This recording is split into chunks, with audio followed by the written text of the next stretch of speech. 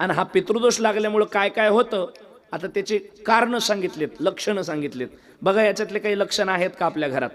प्रखर पितृदोषामुळे रोज दुपारी कावळे घरासमोर कावकाव करून जातात. त्यांच्या कुटुंबात नित्य काही उलटच घडत राहतं.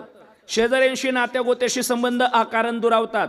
कुटुंबातील ज्येष्ठ व्यक्तीला आकारण डोकेदुखी भयग्रस्त आणि उदास झाल्यासारखं वाटतं. हृदयात काही वेळ आकारण धडधड होतं. मध्यरात्रीपर्यंत झोप येत नाही. लागली तर एकाएकी दडपल्यासारखं होतं. दचकून जागे होतो. नंतर लवकर झोप लागत नाही. स्वप्नानं घेरल्या जातं. काही वेळा मेलेली माणसं स्वप्नात येतात. संततीस सुख लाभत नाही. संततीचं आरोग्य चांगलं राहत नाही. शिक्षणाच्या बाबतीमध्ये अडचणी येतात. विस्मरणामुळे मुलाच्या अभ्यासातली प्रगती मंदावते. काही वेळा मुलं कुसंगतीत जातात. घरातले काही माणसं परांगदा होतात.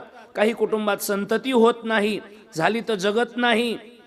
याच्यासोबतच घरात नित्य शुल्लक कारणावरून भांडणं होतात. भांडणात जेवणाचं ताट लोटलं जातं. रोज घरात चिडचिड, अस्वस्थता, उदासीनता असती. शेतीच्या उत्पन्नात विनाकारण घट राहते. नोकरी व्यवसायात खोटे आळ येतात. धंद्यात दिवाळा वाजतं. आर्थिक तोटे, कर्जबाजारीपणा, आर्थिक चणचण, आकारण पत्नीचा त्याग, योग्य प्रयत्न करून यश येत नाही. कुटुंबात डॉक्टरला निदान न होणारे शारीरिक आणि मानसिक आजार, नित्य घरात वेगवेगळ्या प्रकारच्या बाधा, कशाही प्रकारची बरकट नसते, पुरवठा नसतो. गोठ्यातील जनावरं मृत पावतात. गोठ्यातील जनावरं आजारी पडतात. घरातील मोठ्या माणसाचा स्वभाव अचानक चिडचिडा व्हायला लागतो. नास्तिकता तयार होते. लोक व्यसनाधीन होतात. कुटुंबात धार्मिक विधी होत नाही. नैतिक अधपतन घडतं. या सगळ्या गोष्टी जर घडत असतील तर समजायचं आपण पितृदोषाच्या कक्षेत आहे, असं या ज्ञानदानने सांगितलंय. आणि मला असं वाटतं 90% लोकांच्या जीवनामध्ये या सगळ्या गोष्टी घडतात. ज्यांना घडत असतील, मी 4-5-6 दिवसापासून सांगतोय, करविता अर्ध पुण्य लाभे. कोणी आलं तरी आम्ही जाणार आहे, नाही आलो तरी जाणार आहेत. माझ्याकडे नावं आलेली आहेत. ज्यांना पितृदोष आहे म्हणल्यापेक्षा सगळ्यांनाच पितृदोष आहे.